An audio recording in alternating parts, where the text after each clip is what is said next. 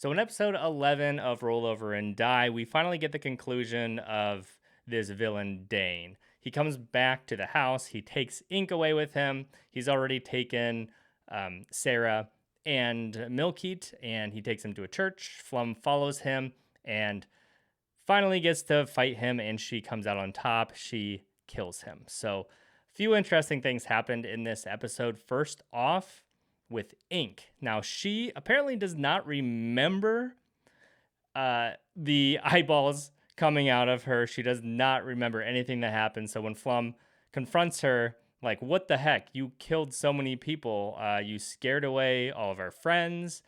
Flum freaks out, or Ink freaks out, and she runs out of the house. And it was kind of a funny scene because she's blind. She can't see. She just like falls down the steps. But again, Dane does take her back. And we also get introduced. Well, not introduced. We've seen him before, but one of the heroes. We learned in the last episode the heroes party is now down to 4 because someone else left.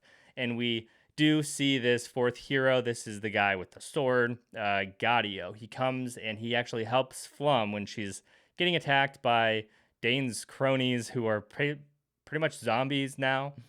So he holds them off while Flum goes to the church and confronts Dane.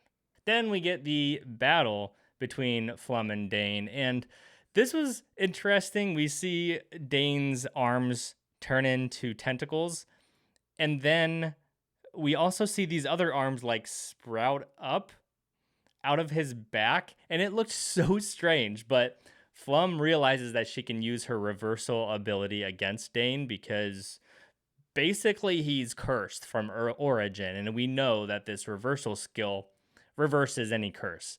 And now the fact that Flum knows magic, again, I don't know how she was able to learn it so quick or who can learn magic in this series, but if you remember, Eterna did teach her magic, so she's able to use her reversal skill in like a magic form now just by saying the correct words. So she is extremely overpowered against anything that has a curse. And again, luckily it seems like this whole origin manipulation of these people is like some kind of a curse. So she's able to reverse that, and she's able to defeat Dane by basically having all of his cursed tentacles disintegrate, and he's left with those goofy arms just sticking up.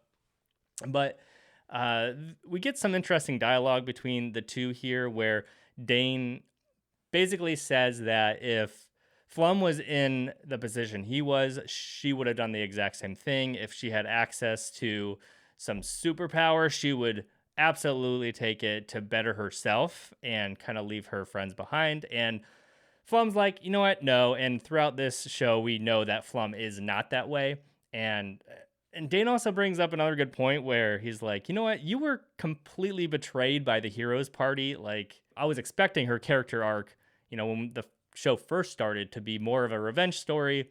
And it didn't end up that way. Like, we see through this show, she's such a positive person and is trying to help out so many people. So she doesn't hold any ill will to what happened to her.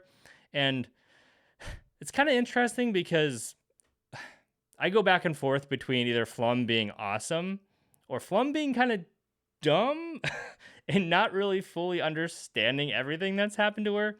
But maybe that's part of the story, part of the themes here, like being able to process all the terrible things that have happened to you. And people process terrible things in different ways, but she's maintained like this positivity the whole time where it would be almost impossible. So she's either very impressive, very positive, or maybe she's got something kind of missing up there. But she says, no, I would not do that. Obviously, Dane, you suck. And she kills Dane because she has this ability to, again, destroy the spiral core, which we know is in Dane, and we now know is in Ink, and that's in place of her heart. So I enjoyed this episode. I'm looking forward to the finale. I'll be watching that very shortly. So this weekend I should have that reaction up. But I think biggest question is back to Origin and why Origin wants to take out Flum. And I think it's just because her reversal ability allows her to defeat the curses that Origin puts onto people. So curious about the relationship between Milkheat's old owner and Ink's old owner. I guess they're the same person, and Origin, and how that all works. So looking forward to the last episode. Hopefully Flum can save Eterna, Milkheat, and Ink. So thanks everyone for watching. Let me know in the comments below what you thought of episode 11 of Roll Over and Die, and I'll see you guys all very shortly for the finale.